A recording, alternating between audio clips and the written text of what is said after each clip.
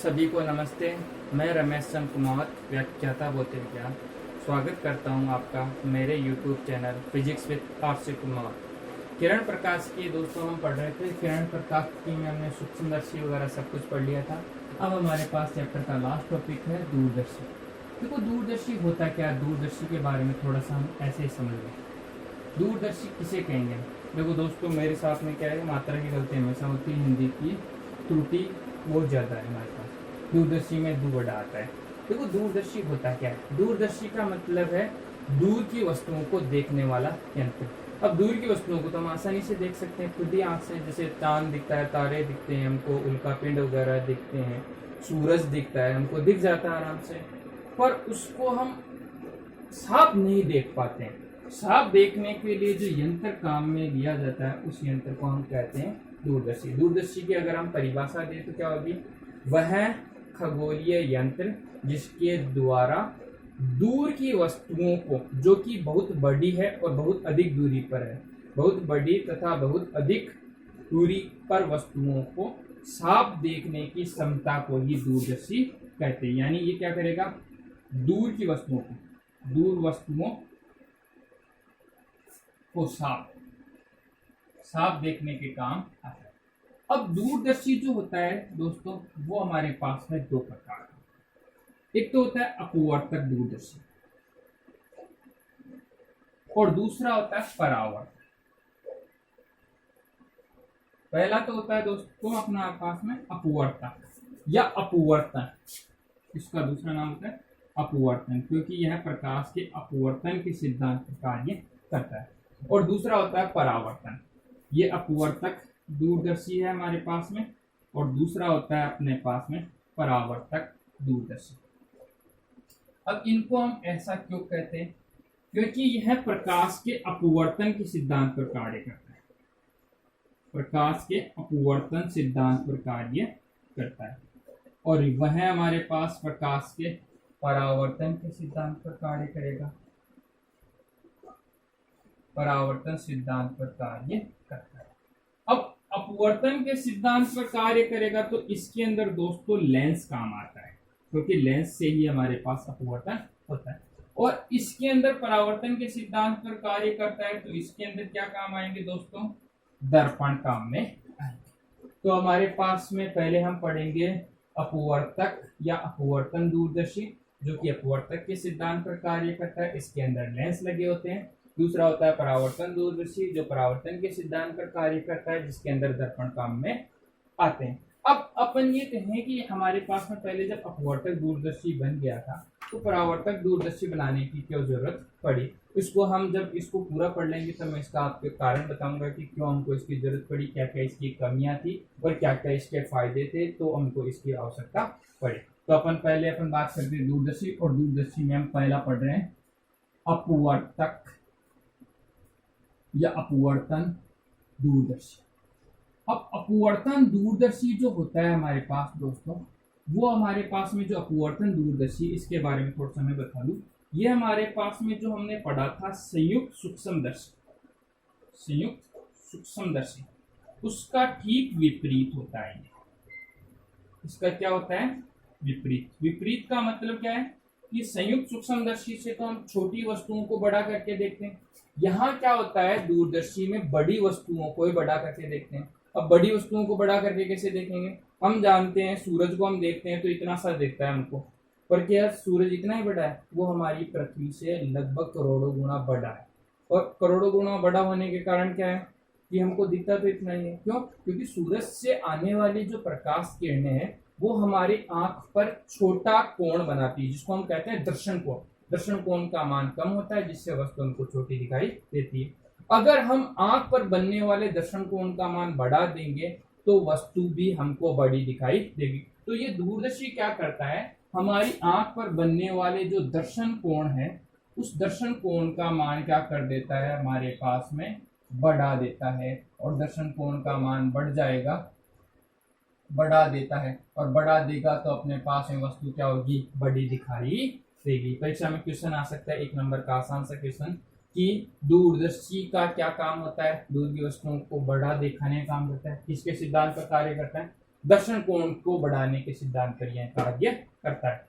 ठीक है, अब इसमें दो प्रकार के दूरदर्शी हैं तो इनके सिद्धांत अलग अलग हो जाते हैं। अब अपवर्तन दूरदर्शी की बात करें, अपवर्तन दूरदर्शी क्या है, संयुक्त सूक्ष्मदर्शी का विपरीत होता है। अब ये कैसे विपरीत होता है, क्या होता है, इसको अपन विस्तार से आगे पढ़ लेते हैं। तो पहले अपन इसका देखते हैं किरण चित्र। किरण चित्र हमारे पास में ज्यादातर परीक्षाओं में पूछा जाता है। इसका किरण चित्र हमारे पास में 1 अंक का दोस्तों पूछा जाता है। किरण चित्र, किरण चित्र क्या होगा, जैसे हमारे पास में इसका बनाएंगे हम किरण चित्र। देखिए किरण चित्र, किरण चित्र, किरण चित्र बनाने के लिए हम देखें इसके अंदर देखो, थोड़ा सा मैं आपको पहले बता दूं, ये जो अपने पास अपवर्तक दूरदर्शी है वो संयुक्त सूक्ष्मदर्शी का ठीक विपरीत है। तो इसके अंदर भी क्या होंगे, 2 उत्तल लेंस होंगे। एक उत्तल लेंस नेत्र के पास होगा जिसको हम अभिनेत्री लेंस कह सकते हैं, दूसरा लेंस हमारे पास वस्तु के पास होता है जिसको हम अभिदर्शक लेंस कहते हैं। इसमें क्या होता है, जो लेंस हमारे पास लगाए जाते हैं वो उल्टे लगाए जाते हैं। उल्टे लगाए जाते हैं इसको समझो, देखो हमारे पास में क्या है, ये अपने पास में एक अधिक द्वारक तथा अधिक फोकस दूरी का लेंस होता है जो कि वस्तु के पास होता है, इसलिए इसको अभिदर्शक लेंस कहते हैं। अभिदर्शक लेंस ये हमारे पास में क्या होता है दोस्तों, वस्तु के पास रखा जाता है। अब वस्तु जिसमें अपने पास में खगोलीय पिंड हो सकते हैं, चांद हो सकता है, तारे हो सकते हैं, उल्का पिंड हो सकते हैं, कोई कृत्रिम उपग्रह जो हमने पृथ्वी से बाहर छोड़ा है उसको हम देखने के काम में लेते हैं। अब अपने पास में जैसे हम किसी कृत्रिम उपग्रह को इस दूरदर्शी के द्वारा देख रहे हैं तो उससे आने वाली प्रकाश किरणें हमारे पास में इस दूरदर्शी पर ऐसे आती हैं। अब ये प्रकाश किरणें हमारे पास में क्या होगी, यहाँ हम मान लें कि यहाँ हमारे पास में कोई वस्तु है जिसको हम कह देते हैं ए। इसको हमने डोटेड इसलिए बनाया है क्योंकि यहाँ वस्तु क्या है, काल्पनिक होगी। क्यों, क्योंकि अनंत पर वस्तु हमको साफ दिखेगी, तो इसको अपन यहाँ लेंस के सामने तो ये लगभग काल्पनिक होगी, तो यहाँ काल्पनिक हमने कहते हैं। इससे आने वाली प्रकाश किरणें हमारे पास में ऐसे वस्तु से एकत्रित होकर यहाँ हमारे पास में वस्तु का प्रतिबिंब बना देगी एस। ये हमारे पास में यहाँ वस्तु का प्रतिबिंब बन जाता है। ये जो प्रतिबिंब हमारे पास बनता है वो दूसरा जो लेंस हम ले रहे हैं जिसको हम कहते हैं अभिनेत्री लेंस, इस अभिनेत्री लेंस जिसको हमने कह दिया ई लेंस, अभिनेत्री लेंस।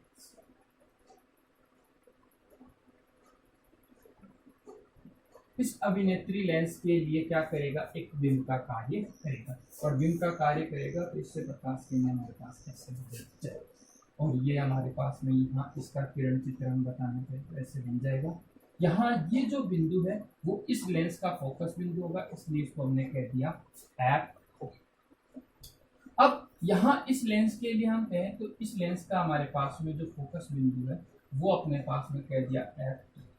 अब यहाँ एफ ई जो है वो अपने पास में इस लेंस का फोकस बिंदु है।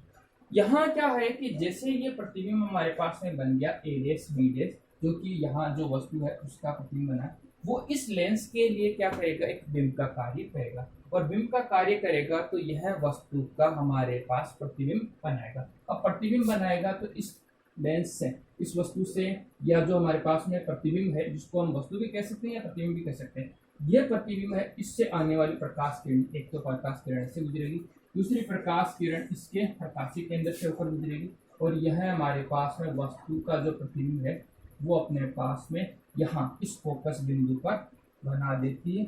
यह हमारे पास दोस्तों इस प्रकार इसका प्रतिबिंब हो जाएगा। यहाँ हमारे पास में वस्तु का जो परिणामी प्रतिबिंब है वो बन जाएगा।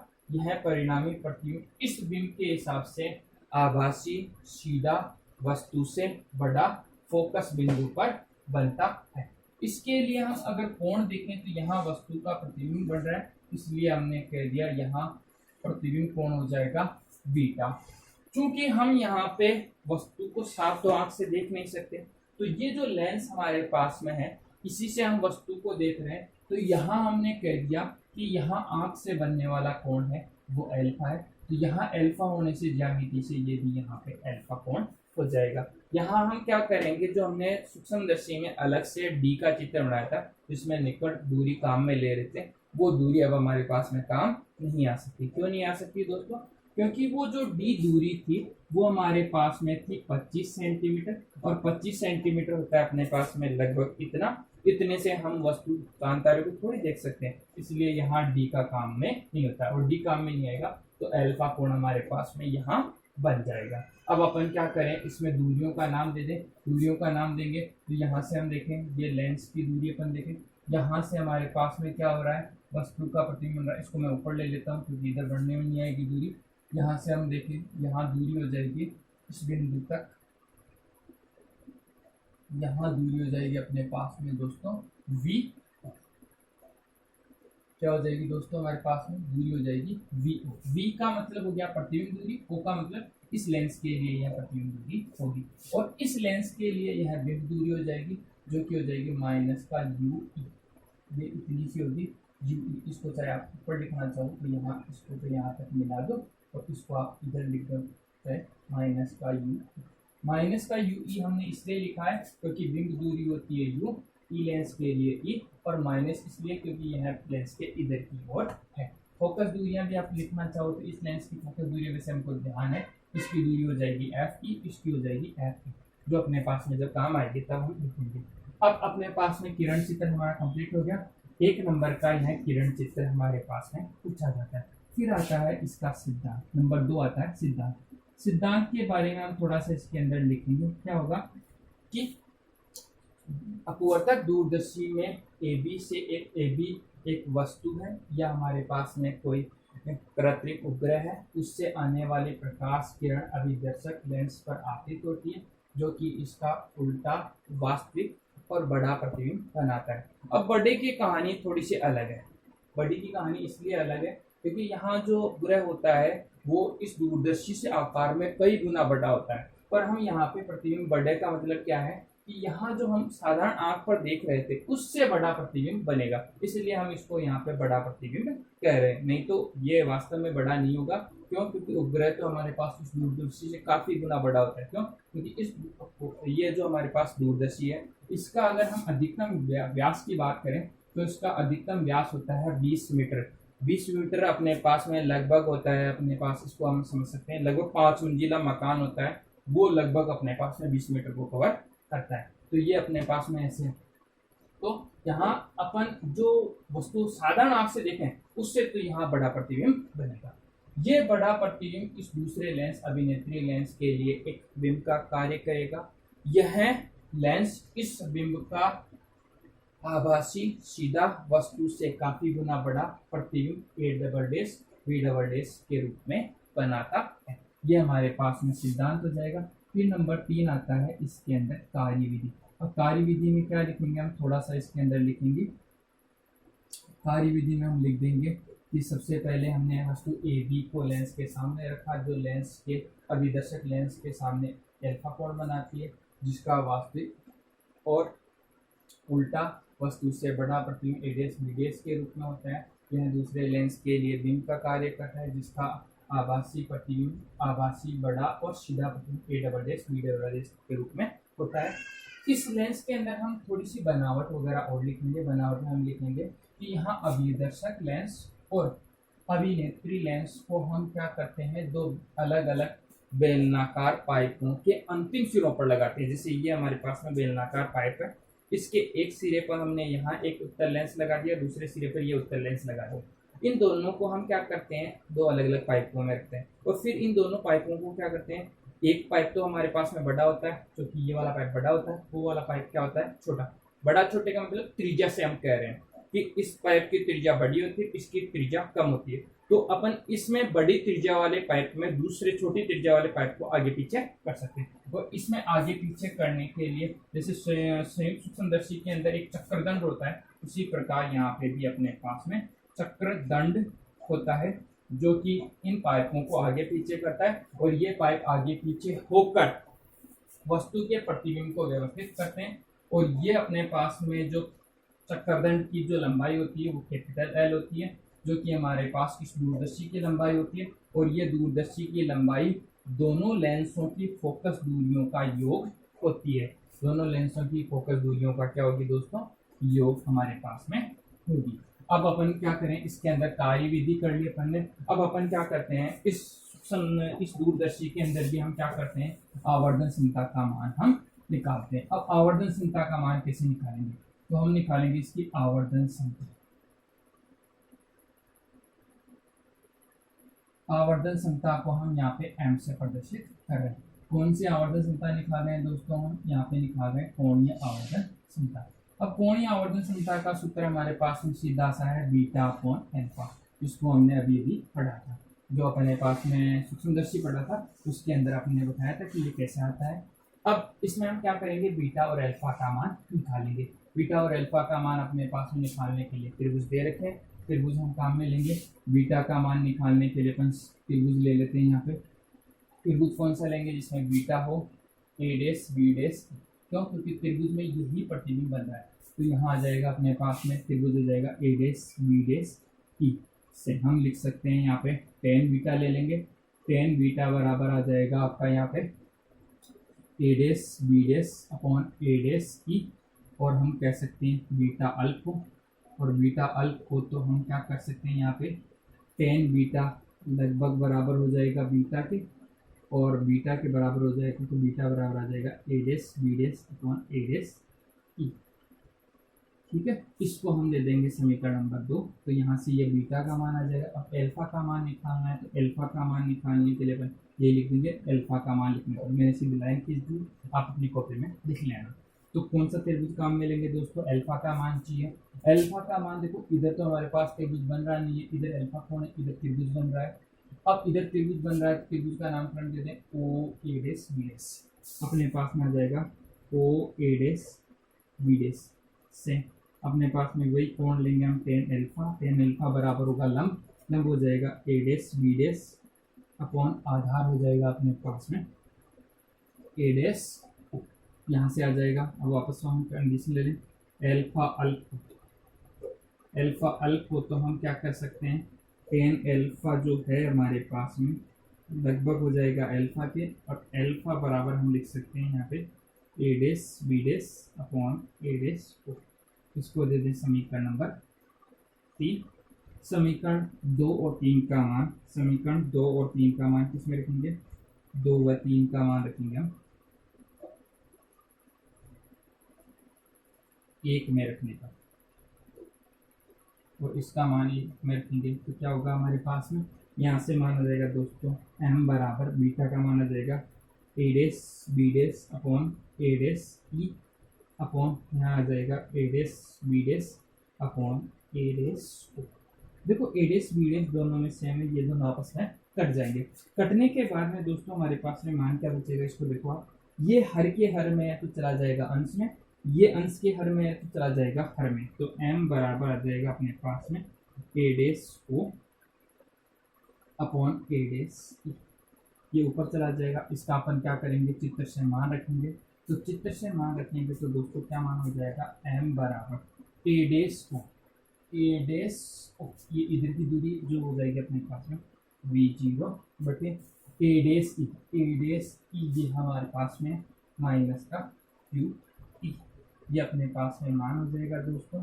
अब अपने पास में देखो यहाँ आवर्धन क्षमता का मान आ जाता है, जिसको हम समीकरण नंबर 4 देख सकते हैं। अब अपने पास में कहानी क्या है, थोड़ी सी कहानी अलग है, क्योंकि हमको यहाँ पे v और u दोनों हटाने हैं। तो v और u को हम हटाना चाहें तो कैसे हटेगा, इसको देखो आप।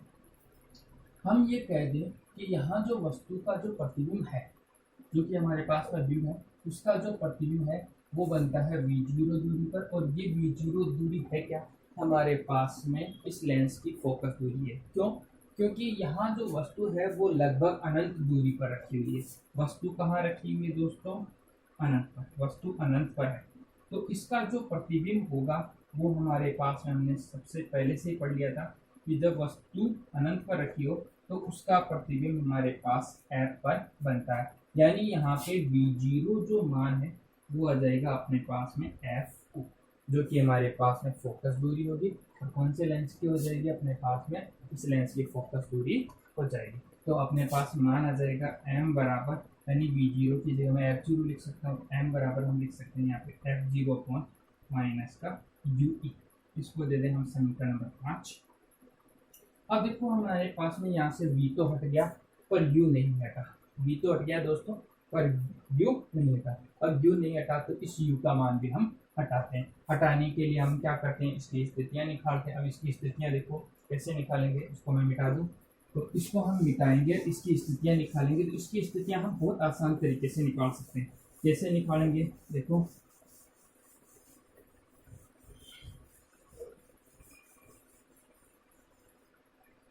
स्थिति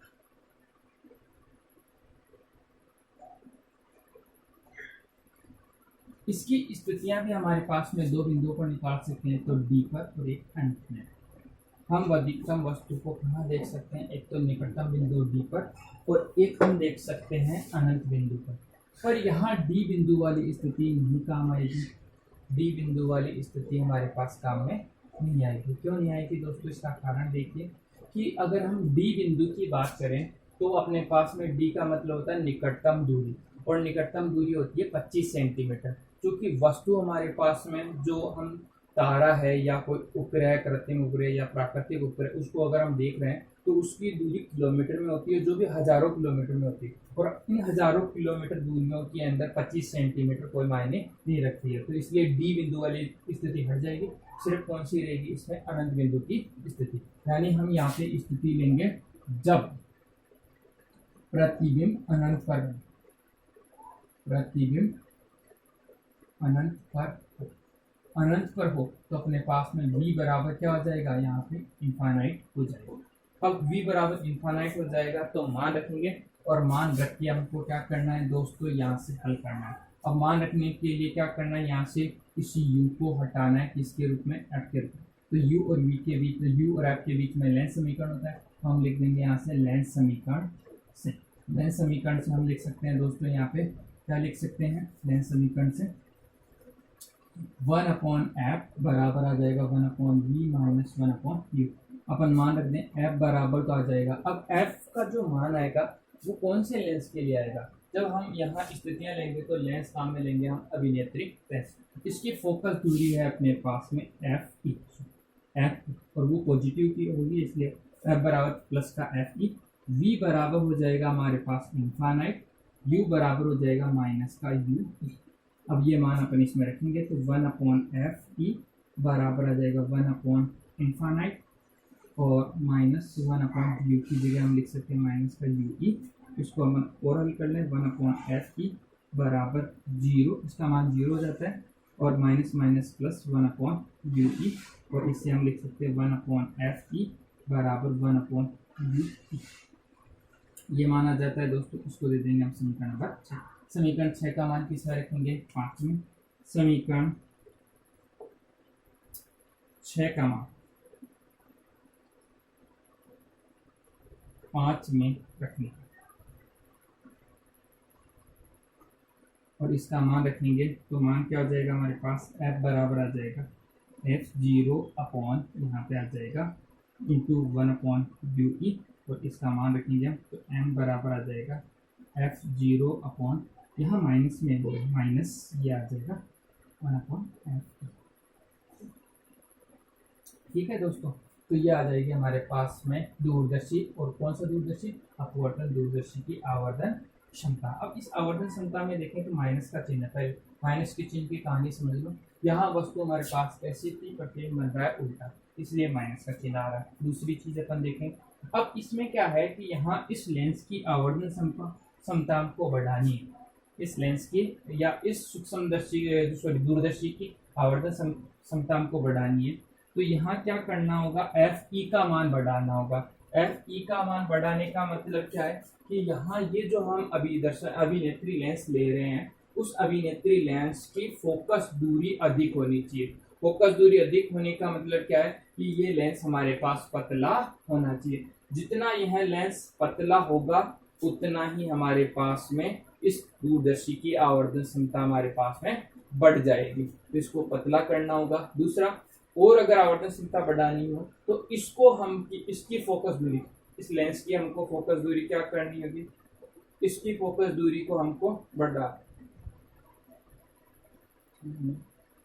इसको थोड़ा सा मैंने उल्टा बता दिया आपको। यहाँ क्या है, इसका मान बढ़ाना है तो इसका मान कम होगा। यानी यहाँ पे इस लेंस की हमारे पास में फोकस दूरी क्या करनी होगी, कम। तो इस लेंस की फोकस दूरी कम करने के लिए हमको इस लेंस को मोटा करना होगा। जितना ज्यादा मोटा करेंगे हम लेंस तो उसकी उतनी ज्यादा फोकस दूरी बढ़ जाएगी और फोकस दूरी कम हो जाएगी। फोकस दूरी कम हो जाएगी तो इसकी आवर्धन क्षमता ऑटोमेटिक बढ़ जाएगी। दूसरा काम हम ये कर सकते हैं कि यहाँ ये जो लेंस हम काम में ले रहे हैं, जो अभी हमारे पास में अभिदर्शक लेंस है, इस अभिदर्शक लेंस को जितना ज्यादा पतला करेंगे तो यहाँ f0 का मान बढ़ जाएगा। f0 का मान बढ़ जाएगा तो m का मान बढ़ जाएगा। यानी अगर हमको इस दूरदर्शी की आवर्धन क्षमता बढ़ानी हो तो इस लेंस को तो हमको क्या करना होगा, मोटा करना होगा, और इस लेंस को हमको पतला करना होगा। जितना ज्यादा हम इसको पतला करेंगे, जितना ज्यादा इसको मोटा करेंगे, उतना हम इस दूरदर्शी की आवर्धन क्षमता को बढ़ा सकते हैं। और ये काम जब हम करते हैं उसके आधार पर ये दूरदर्शी काम करता है। ठीक है दोस्तों, तो अपना दूरदर्शी लगभग कंप्लीट हो गया। अपवर्तन दूरदर्शी, परावर्तन दूरदर्शी हम आगे की वीडियो में पढ़ेंगे।